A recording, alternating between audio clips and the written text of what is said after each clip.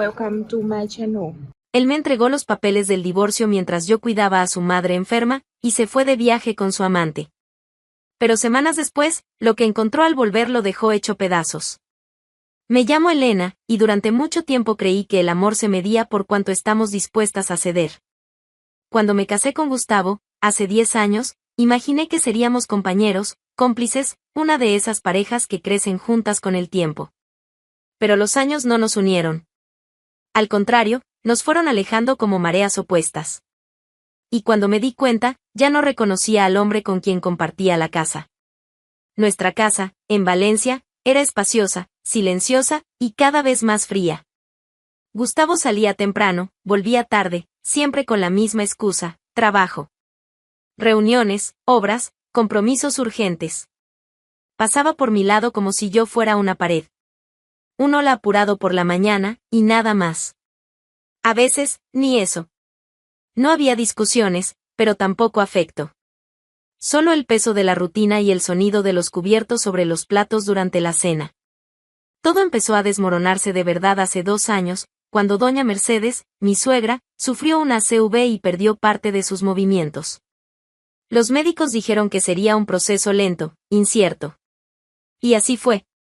Desde entonces, dediqué cada minuto de mis días y noches a cuidarla. No dudé. Sabía que me necesitaba.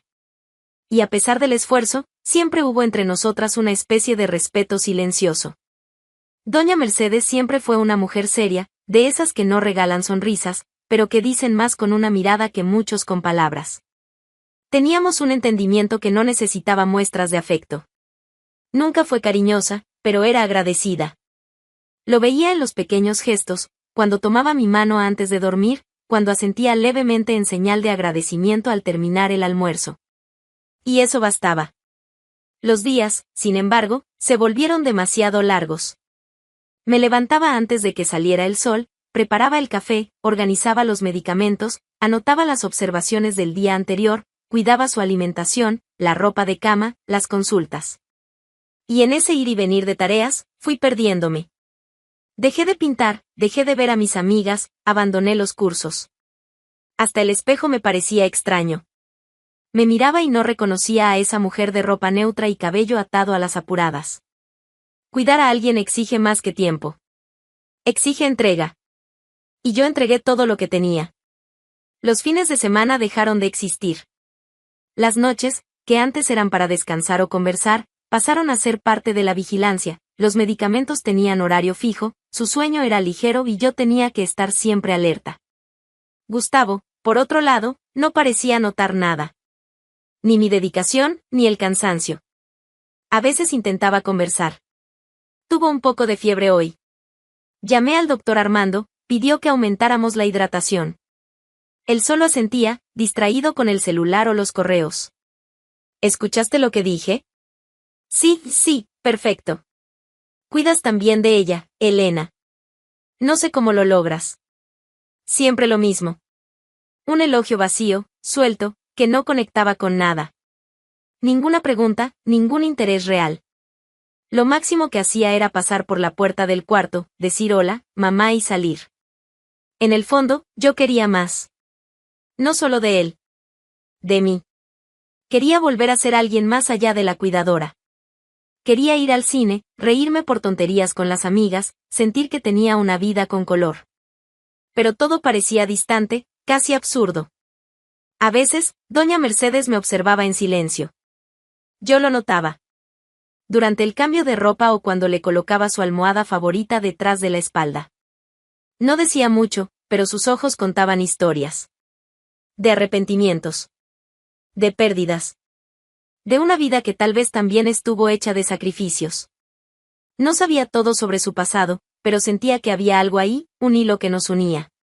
Y aún en los días difíciles, y hubo muchos, nunca me faltó su respeto. Había cansancio, sí. Y hasta momentos en los que deseé una pausa. Pero nunca resentimiento. La cuidaba con verdadera dedicación, y ella aceptaba ese cuidado con dignidad. Una vez, cuando tuvo una leve crisis de ansiedad y me senté junto a su cama, sosteniendo su mano hasta que se calmó su respiración, me miró durante largos segundos y murmuró: «Eres más fuerte de lo que yo habría sido». No comentó nada más. Pero fue la primera vez que oí algo así. Aquello me atravesó como un susurro antiguo que ni sabía que necesitaba. No pedí explicaciones. Solo respondí con un leve apretón de manos. Gustavo, sin embargo, seguía ajeno. Ya no dormíamos juntos. Alegaba que necesitaba descansar bien para los compromisos tempranos. El cuarto de invitados pasó a ser su refugio. Y yo, sola en la cama, miraba el techo y me preguntaba, ¿cuándo fue que todo se desmoronó? En ese silencio helado de la casa, empecé a entender que el amor sin presencia se convierte solo en función. Y que cuando se pierde la reciprocidad, lo que queda son tareas. Ya no había un nosotros. Solo él, ausente. Yo, exhausta. Y una mujer postrada, que aún en su fragilidad, demostraba más conexión conmigo que el propio marido. Con el tiempo, los días comenzaron a doler. No por falta de cariño, sino por exceso de silencio. Soñaba despierta con una vida que tal vez ya no podría tener. Y lo aceptaba. Porque alguien tenía que cuidarla. Porque, en el fondo, quizás cuidarla a Mercedes era lo último que aún le daba algo de sentido a mi vida. Pero lo que no sabía, lo que ninguna de las dos sabía, era que la vida estaba a punto de ponerse patas arriba. Y nada de lo que conocía como rutina seguiría igual por mucho tiempo. Estaba lavando la última taza del café cuando escuché la puerta del salón abrirse. Era temprano. Gustavo nunca volvía a esa hora. Miré el reloj, confundida. Ni siquiera eran las 10 de la mañana. El grifo seguía abierto, y el jabón escurría entre mis dedos. Él entró en silencio, con los ojos secos, pasos firmes. Llevaba una camisa blanca con las mangas remangadas y un portafolio de cuero oscuro en la mano. Por un momento, pensé que era solo otro día lleno de trabajo, que simplemente había olvidado algo. Pero había algo diferente en la forma en que me miró. No había prisa. Había precisión. Una decisión ya tomada. Elena, dijo, como quien anuncia el clima, tenemos que hablar. Solté la taza en el fregadero y me giré despacio.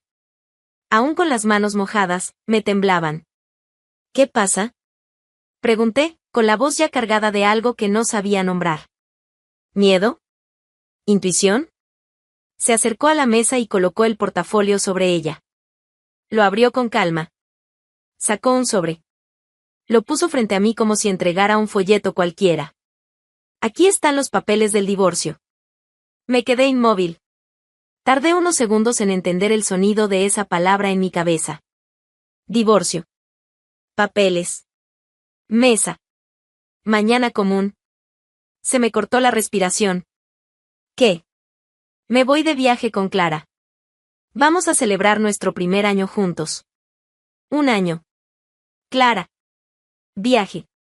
Todo dentro de mí se derrumbó al mismo tiempo. Como si los 2 años en los que dediqué cada segundo de mi existencia a mantener viva a su madre hubieran sido una obra de teatro en la que yo era la única sin guión. Me reí. Una risa corta, nerviosa, casi sin sonido. Clara, ¿cómo así, Gustavo? ¿Qué Clara? Él cruzó los brazos. Mirada fija, impasible. Estamos juntos hace más de un año. Pensé que era mejor ser directo. Ya está todo resuelto. Solo falta tu firma. No hubo titubeo, ni culpa, ni rastro de arrepentimiento en su voz. Decía todo como quien informa un cambio de turno en el trabajo. Clara. Un nombre común. Anónimo. Inofensivo. Pero que ahora cargaba con el peso de todo lo que me fue arrebatado sin aviso. Me senté. Las piernas ya no me respondían. Miré el sobre la mesa. Mis dedos no se movían. Era como si el papel estuviera pegado ahí, como una sentencia.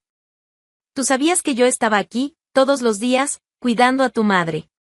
Mientras tú. Todo se fue aclarando con el tiempo, respondió, evitando mi mirada. Ya no éramos una pareja, Elena.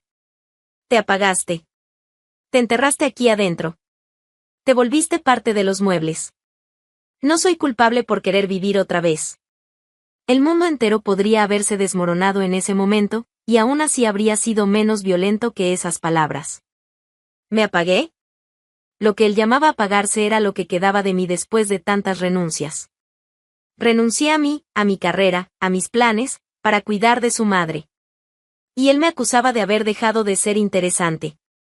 Como si la dedicación fuera un defecto. Como si el amor fuera un papel que, si no brillaba lo suficiente, merecía ser roto. Guardé silencio. No había nada más que decir.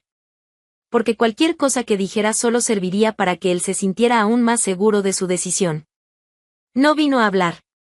Vino a cerrar. Clara ya está en el aeropuerto. Nuestro vuelo sale en 2 horas. Firma cuando quieras. Dejé todo claro en el documento. La casa queda contigo. Mi parte irá para mi madre, si la necesita. No quiero más peleas. Solo paz. Paz. Él quería paz. Y se fue dejando una guerra entera detrás de sí. Escuché la puerta cerrarse. El sonido seco, definitivo. Como un punto final. Me quedé sentada ahí, por largos minutos. El shock era tan grande que todo mi cuerpo quedó paralizado. Miré alrededor. La mesa, el fregadero, el trapo mojado en mi hombro. Todo seguía igual. Todo estaba en su lugar, menos yo. Horas después, fui al cuarto de doña Mercedes. Dormía. Respiración estable. Una de sus manos fuera de la manta. Me senté a su lado y tomé su mano. Y entonces sí, lloré. En silencio. Sin sobresaltos. Las lágrimas corrían sin aviso. Como si fueran viejas conocidas, solo esperando el momento de caer. Me quedé ahí durante horas. Ni sé cuánto tiempo. Intentando entender cómo alguien puede dar la espalda así. ¿Cómo es posible convivir con una persona durante 10 años, prometer amor, construir planes, y simplemente irse con otra como quien se cambia de ropa? Pasé la noche en vela. Volví a la cocina varias veces. Releía los documentos. La letra fría del abogado. Las cláusulas. Los términos. Ningún espacio para dudas. Él había planeado todo. Probablemente con calma, ocultando cada detalle durante meses. O años. Y mientras él celebraba su primer año con otra, yo intentaba recordar el último día en que me había mirado como esposa. No pude. Tal vez porque ese día nunca existió. No quería venganza. Ni explicaciones. Solo quería entender cuándo fue que el amor se convirtió en abandono. ¿Y por qué? No comenté nada con doña Mercedes. Ni el primer día. Ni el segundo. Había algo en su mirada que me decía que ella sabía. Como si la ausencia de su hijo hablara más alto que cualquier explicación. Pero no preguntó. Y yo tampoco logré hablar. Hacía tiempo que no me miraba al espejo de verdad. Cuando finalmente lo hice, había ojeras profundas, una piel cansada, pero una firmeza en la mirada que no recordaba haber tenido antes. Era como si, en medio del dolor, algo intentara renacer. Entonces, algo inesperado ocurrió. Al final de la tercera mañana desde la partida de Gustavo, cuando entré al cuarto de doña Mercedes para ayudarla con los ejercicios de movilidad, ya estaba sentada en la cama. Sola. Con las piernas colgando suavemente hacia afuera. Asustada, me acerqué. ¿Pudiste levantarte sola? Ella me miró con una expresión serena, pero firme. Hoy me desperté con ganas de intentarlo. Y, lo logré. Hubo un breve silencio entre nosotras. No supe qué decir. Solo acerqué la silla de apoyo y la ayudé a acomodarse. Había color en su rostro. Color que no veía hacía meses. Y algo más, había vida en sus ojos. ¿Te has sentido diferente? Asintió. Luego respiró hondo, como si llevara años guardando esas palabras. Hace mucho que me acostumbré a no esperar nada de mi cuerpo. Ni de las personas. Pero, tú nunca me dejaste caer. Me quedé paralizada. Esa frase, tan simple, me desarmó por dentro. Durante 2 años, fui el cuerpo que sostuvo su fragilidad. Pero nunca habíamos hablado de eso. Siempre estuvimos ahí, lado a lado, en silencio. Hasta ahora. En los días que siguieron, pequeños cambios comenzaron a surgir. Ella insistía en levantarse con menos ayuda. Quería comer sola, aunque fuera despacio. Empezó a llamarme para conversar, ya no solo sobre medicamentos o horarios. Quería saber qué leía, qué soñaba. Quería escucharme. ¿Todavía piensas en tener tu taller? Me preguntó una tarde, mientras tomaba té. Tardé en responder. Hacía mucho que nadie me hacía una pregunta así. Algo que tuviera que ver conmigo. Solo conmigo. Yo, no lo sé. Ha pasado tanto tiempo. No es tarde. Las manos todavía recuerdan cómo moldear. Era como si la mujer delante de mí fuera otra. O quizás, la misma, pero por fin sin armaduras. Por primera vez, doña Mercedes hablaba como si estuviera ahí conmigo, no solo siendo cuidada. Hablaba con el corazón desarmado. Y eso lo cambió todo. Una noche, mientras acomodaba la manta a sus pies, oí su voz llamarme, más baja de lo habitual. Elena. ¿Sí? Necesito contarte algo. Me senté en el sillón al lado. Ella miró al techo por unos segundos antes de continuar. Tengo una casa. En el norte. En la ciudad donde nací. Es sencilla, antigua, pero está ahí. Está a mi nombre. Y, también tengo algunos bienes. Cosas que dejó el padre de Gustavo, que nunca quise tocar. Siempre dije que los dejaría para el hijo. Pero ahora pienso, ¿por qué? No dije nada. Solo escuché. Tú te quedaste, Elena. Cuando todos se fueron. Fuiste tú quien cuidó de mí. No por obligación. Por humanidad. No supe cómo agradecerte. No como debía. Y, me arrepiento de eso. Giró el rostro hacia mí. Sus ojos estaban húmedos, pero firmes. Lo que tú hiciste por mí, nadie lo habría hecho. Ni él. Y fui una tonta por no haberlo visto antes. Se me apretó el pecho. No por la confesión, sino por la verdad que cargaba. No necesitaba reconocimiento. Pero, cuando él vino, atravesó mi dolor como un alivio silencioso. Ya no soy quien era, continuó ella, y no quiero morir de la misma forma en que viví, cerrada, amarga, dura. Tú me diste otra oportunidad de sentir. Y ahora, quiero devolvértelo. Respiré hondo. No había nada que pudiera decir en ese momento que estuviera a la altura de aquello. Vamos con calma, fue lo único que logré decir, un día a la vez. Ella sonrió. Una sonrisa breve, pero sincera. La verdad era que, a pesar de todo, había un afecto creciendo entre nosotras. Un afecto extraño, nacido del dolor compartido. Dos mujeres marcadas por decisiones tomadas por un mismo hombre. Yo, olvidada. Ella, abandonada. Ahora, unidas no solo por la convivencia, sino por una especie de comprensión que no exigía justificaciones. No hubo despedidas.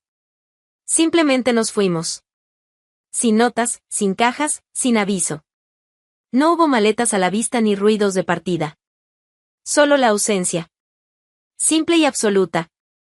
Cuando la puerta principal se cerró aquella mañana, no se cerraba detrás de nosotras. Se cerraba para siempre sobre una vida que ya no nos pertenecía. Nos fuimos con lo esencial, algunos documentos, ropa liviana, medicinas, un cuaderno de recetas que ella insistió en llevar y un mapa antiguo de la región de Lugo, donde había nacido. Todo lo superfluo quedó. Todo lo que nos dolía, también. Nadie nos vio. Ni vecinos, ni familiares, ni conocidos. Y fue mejor así. Durante la primera hora en la carretera, nadie dijo nada. Solo el sonido de la radio llenaba el coche alquilado con alguna música popular que sonaba sin parar. Doña Mercedes miraba por la ventana, como si reviviera recuerdos que solo ella conocía. Yo, al volante, sentía algo entre miedo y libertad. Miedo a lo nuevo. Libertad por, al fin, permitirme sentirlo. Llegamos al final de la tarde a una aldea pequeña, de calles estrechas, aceras de piedra y vecinos curiosos detrás de cortinas floreadas. La casa era tal como ella la había descrito, simple, pero intacta. Puertas antiguas, ventanas con rejas de hierro forjado, el patio invadido por maleza y hierbas. Pero allí había espacio.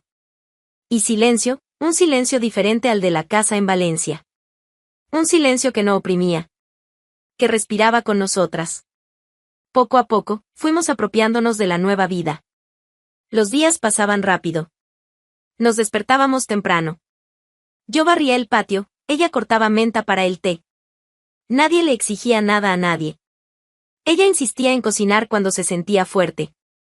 Otras veces, simplemente me acompañaba en la mesa, comentando sobre las cosas del pueblo, los vecinos, las fiestas que solían hacerse antes de la pandemia.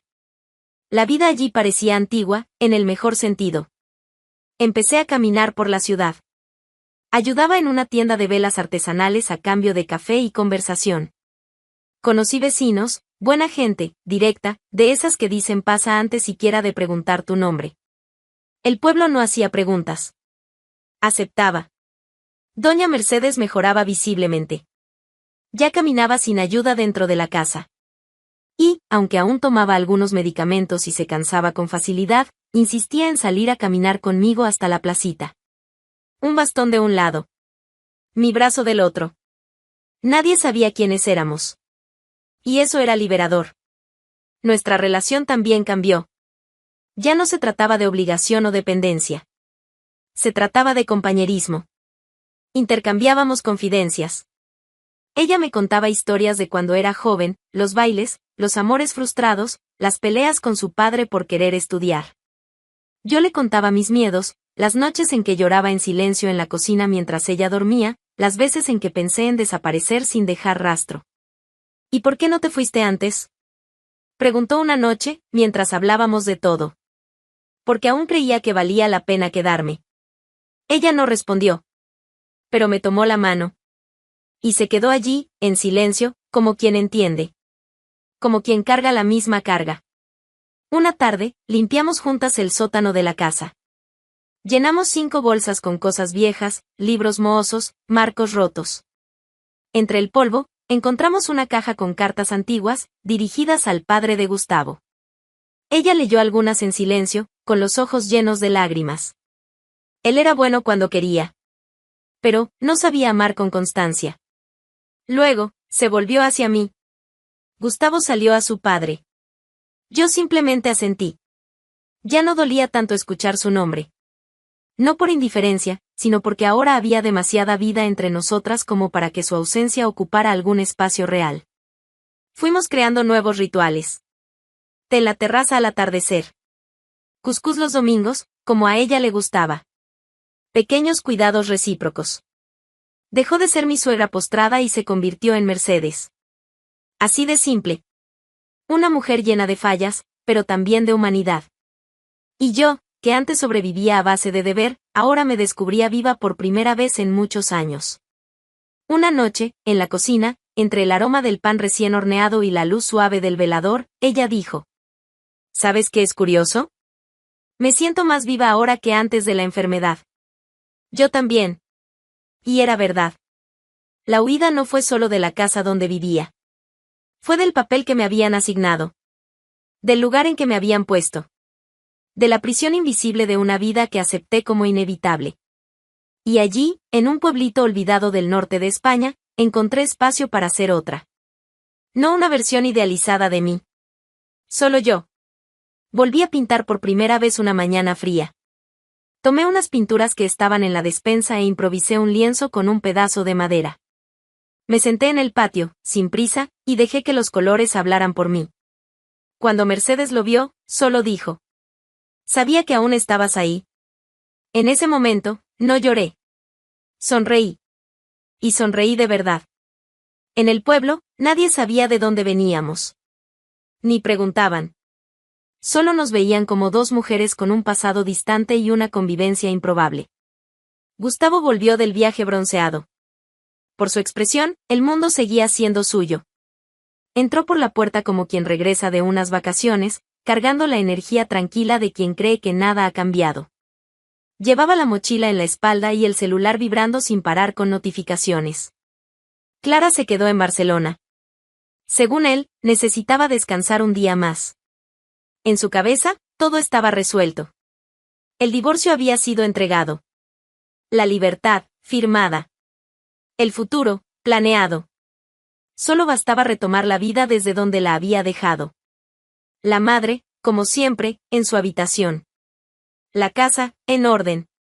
Y Elena, bueno, Elena, él imaginaba, aún por allí, quizá dolida, quizá molesta, pero inevitablemente presente. Como siempre estuvo. Pero la casa estaba vacía. Completamente. Al principio, no entendió. Llamó mi nombre 2 veces, luego fue al cuarto de su madre. La cama estaba hecha, sin señales de uso. El armario, vacío. La silla de ruedas, ausente. La mesita donde dejaba sus medicinas, limpia. Ni el portarretratos estaba en su lugar. Fue a la cocina. La nevera apagada. La mesa sin los manteles de tela que yo solía cambiar cada semana. Ninguna nota. Ninguna pista. Subió y bajó por los cuartos como quien busca un fantasma. Abrió cajones, miró en los armarios, llamó a mi celular. Buzón de voz. Intentó con el de su madre. Apagado. Llamó a una de las vecinas. Preguntó si me habían visto. Ella respondió con vacilación. Hace unos días que no veo a Elena, ni a doña Mercedes. Pensé que estaban de viaje. ¿De viaje a dónde? No sé. Ella no comentó nada. Solo, desaparecieron. Gustavo se rió. Una risa nerviosa, mal disimulada.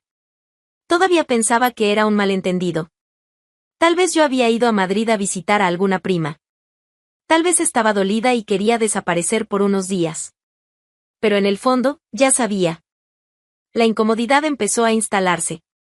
Aquella noche, durmió en el sofá. No por falta de camas, sino porque ninguna le resultaba familiar. La ausencia de su madre le molestaba más de lo que estaba dispuesto a admitir. Por primera vez, se dio cuenta de que no sabía absolutamente nada sobre la rutina de ella. Ni los horarios de la medicación. Ni el nombre del médico. Ni el número de la clínica de fisioterapia. Gustavo empezó a rondar los lugares cercanos. Volvió a la panadería donde yo solía ir. Pasó por la farmacia. Nada. Los empleados apenas lo recordaban. Y así era, durante 2 años, no vio nada. No vio a nadie.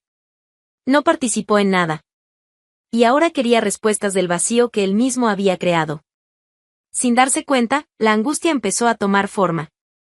Primero en los gestos. Luego, en los pensamientos.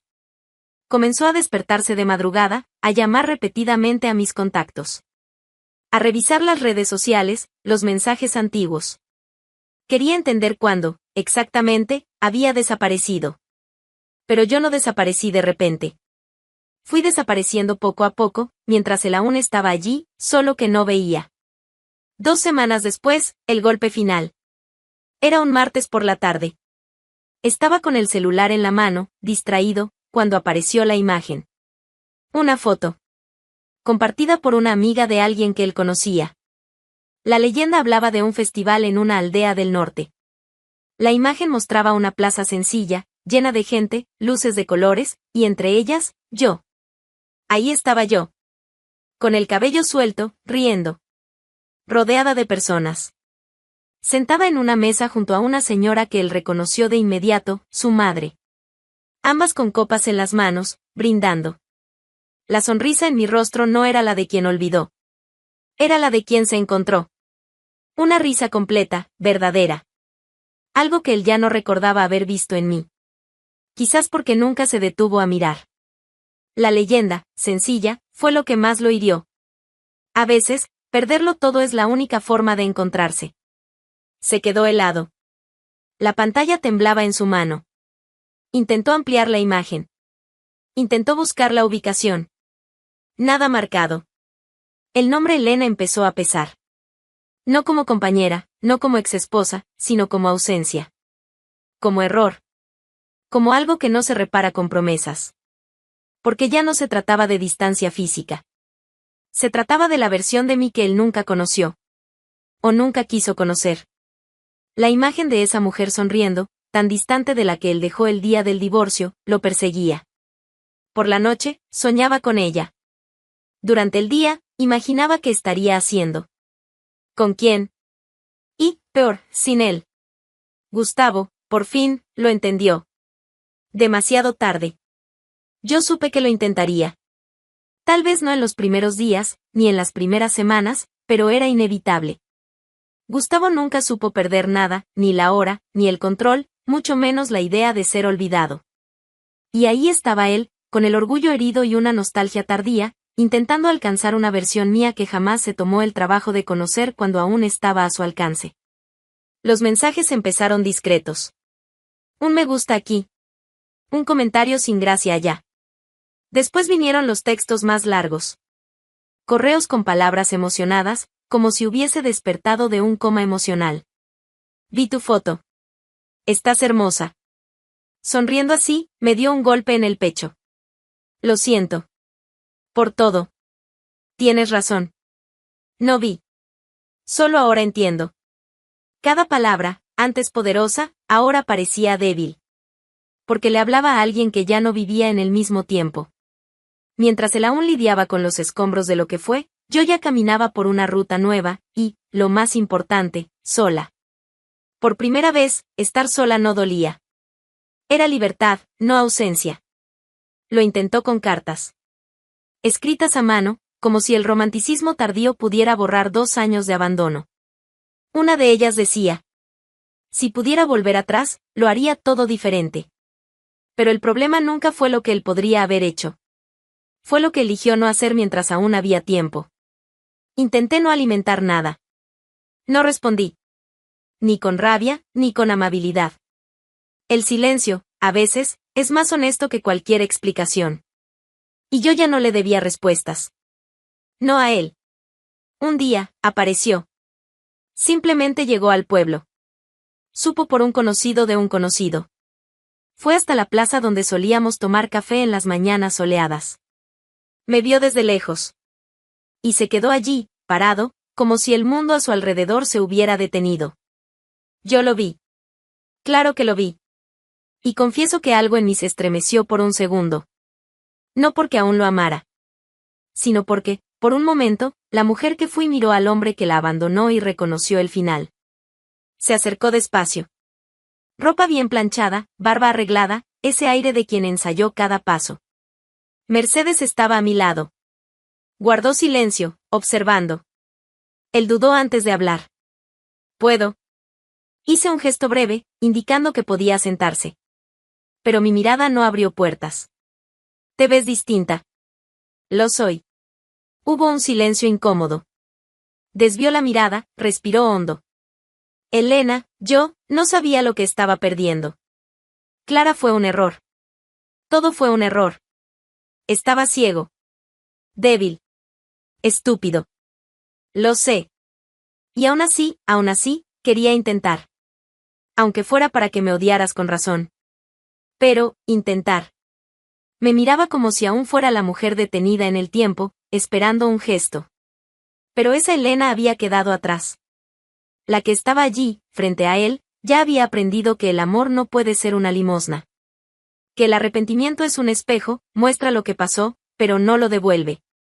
No te odio, Gustavo. Él pareció aliviado. Por un segundo, creyó que eso era el comienzo de una oportunidad. Pero continué. Simplemente ya no te espero.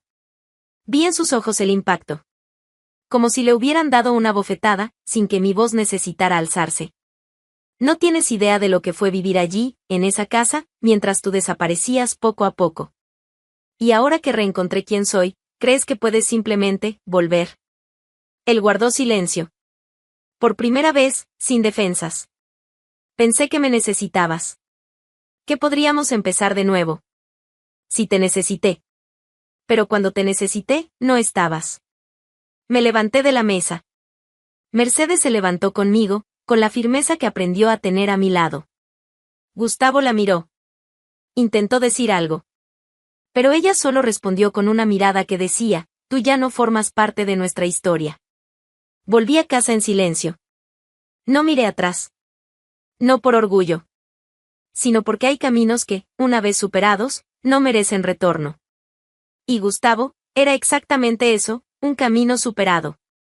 En los días siguientes, todavía lo intentó. Mensajes. Un ramo de flores dejado en la puerta. Un amigo en común diciéndome que él estaba realmente arrepentido. Pero el arrepentimiento no es boleto de entrada a una vida nueva. Es solo el precio por haber desperdiciado la anterior.